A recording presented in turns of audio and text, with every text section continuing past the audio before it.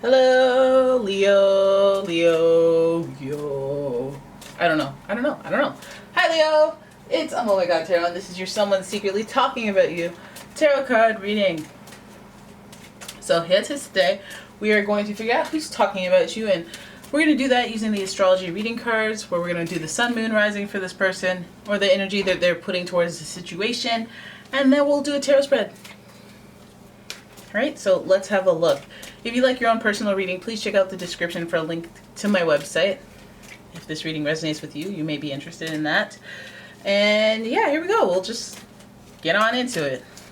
Alright, so Leo, your first card is Aries, fellow fire sign, and the energy around you is dynamic and spontaneous. Crusading impulsive action is likely. So Aries energy giving us a little bit of that selfish, self-importance energy. Vitality, yes. Action, yes. But you're talking about someone else, so I'm wondering if you're getting that competitive, ambitious thing that you got going there that makes you run hot. And I have to bring up the running hot because Aries is directly associated with Mars. Your next card here is Taurus, and the energy around you shows the abundance of nature. It is rich, earthy, and productive, yet relaxed and slow. So Taurus will give you that like protector, and I like fine things, but I work hard for them. I'm productive. Let's plan. Let's organize. Let's be scheduled. Let's, you know. So this is already giving me somebody who has their, like they're stubborn and they got their mindset to a way that they want things to be, and so it's going to be like their perspective, their ways of being, like what is it? Like their habits are going to be imposed on you. It feels like, or like their beliefs are going to be imposed. Why don't you go faster? It's very inefficient the way you're moving. And they're like, oh, for the love of, okay, listen, I lost my leg. Yeah, I lost my leg, so I will go slower, but this is as fast as somebody with one leg goes. Like, why do I have to explain that to you? Just relax. Kind of thing. All right. Then we have Gemini. Wow, we're just going in order here. So the energy is communicative, mischievous, lively, witty, and informative. Stimulating exchange is possible.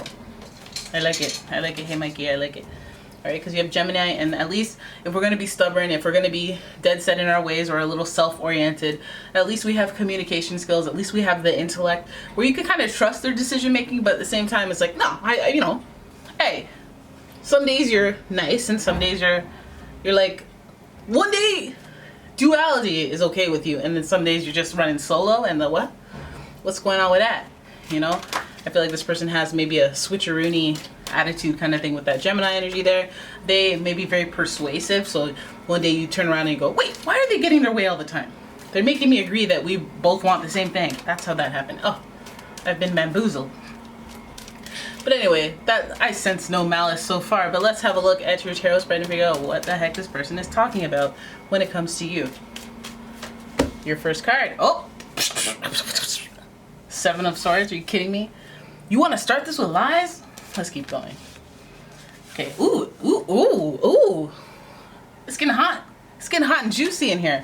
Oh my gosh. Oh my goodness. So you have the Seven of Swords, keyword deception. We have the Three of Cups. I don't like third-party situations after some deception, but let's do that. Let's do it. Let's do that dance.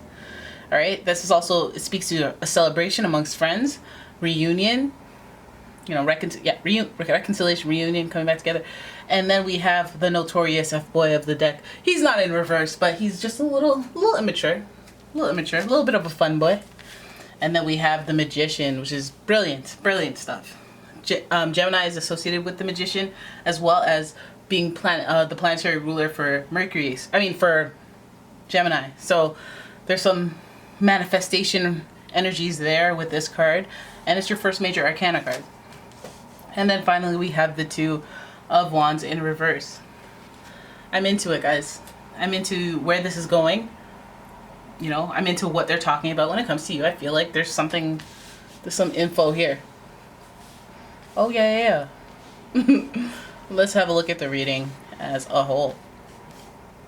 Okay, so a little bit of cups in the middle, so there's sensitivities going on here. That might be reasoning behind the deception of it all. It may start out as a little bit of dishonesty, but then it could evolve into wearing a full-blown false mask in the relationship. The Seven of Swords speaks to an area of conflict, especially with Aries and Mars doing its thing, around this. I feel like there's also might be a friend involved, unfortunately, for some of you, or somebody close to the situation. You probably have broken bread. There's probably a picture of the three of you in a picture, and then it's like, oh, that heifer. They were deceiving you. They were lying together. It feels like the situation revolves around some immaturity, doing some childish things. Page of Cups is definitely somebody who goes out of their way to find things. How do you feel about that? Oh, so how do you feel about that? You know, and it feels like you might be out of the loop. It feels like you might be out of the loop on this because, again, immaturity. Not really being able to fess up to do the mature thing and be like, okay, here's what's happening. It feels like this person's celebrating and having a good time and having a gay old time with somebody, and it's at the deception or at your expense, because you also have to think about your things, your possessions, and Taurus is big on possessions, Gemini is big on possessions, so it might even be your things that maybe two people are deceiving you about, people that you know, people that you consider friends, and they be talking about you. Now, I'm wondering, hopefully there's no jealousy in there, because that's why you would do that, right? Because you're jealous. Now, then we talk about manifestation here, and so this tells me that, oh, no, they're talking about how you get what you get, how you do what you do, if you deserve it or not, or whatever. So they're judging you, and they're talking about you based on the things that you've accumulated in your life. So that could be relationships, lifestyle, circumstances, but it feels more like relationships. It feels like you have like a jealous friend or something, like somebody who doesn't really think you should have what you, like, it's like a frenemy, like a hater who doesn't let you know that they're a hater, and they're always like, oh wow, look at you, you're doing well, like, oh my god. But it feels like somebody's like really sus in this situation, but you might even consider them a friend. They may be immature, they could be younger than you, a few years younger than you, but I feel like the magician, the manifestation of it all, it'll all come to light. All the information and the what you need to know will come to fruition. You'll see things for what it is, and again, you'll sense it in the way that they communicate with you / about you, like what you hear versus what they say to your face. It might come off differently. Maybe pay attention to that. I feel like there's also this, like, again, straying from what is the norm, like going rogue. I feel like this person is giving a lot of like, oh, what do I want to do? First of all, we see the Infinity card here with the Magician, and so we already know that this person's in like a evolutionary state. They want to figure out what in the hey I'm doing in the future. I can't deal with myself. Let me start focusing on you and what you're doing wrong, and then start telling people to look at that too. But it's like, no.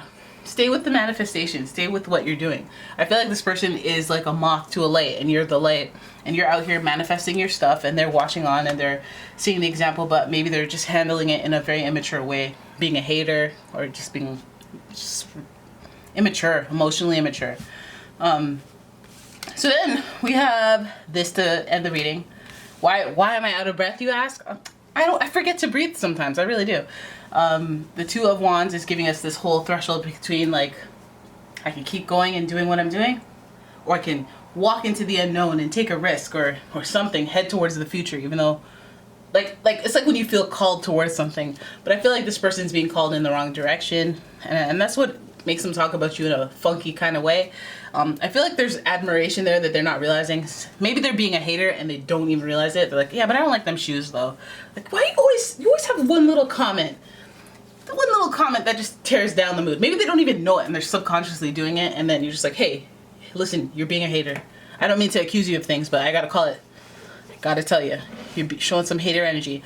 And the only way to get in the winner circle is to not have hater energy. So you're really doing yourself a disservice by doing that. But it's your prerogative. Okay? Whole world's in their hands. I feel like, if they're really kind of not accomplishing what they want to do, or not taking action in the way that they want, and they see you kind of fulfilling what you want to do, or taking actions that they wish they could, they're gonna turn into a hater. They're at least gonna lie about it, how they really feel about what you're doing, especially as far as what you're celebrating, what your wins are. Heck, they might even be jealous because you're younger. Could they be jealous about your youthfulness? I don't know. They could be. They could be jealous that maybe you've achieved some things that it's taken them longer to achieve. We do have Mars and Venus here, so it does still feel like a relationship situation. Could be jealous of your relationships. Maybe they've been in one relationship, you've been in 12. So one day they love you, one day they're jealous of you, they hate you. Keep people at bay. Keep people at bay. I like to encourage you not to cut people off because it's just take a step back, and then if they keep doing great, take a further step back, and a further, and a further, and further, and then slowly make your way back and be like, I want to leave that door open.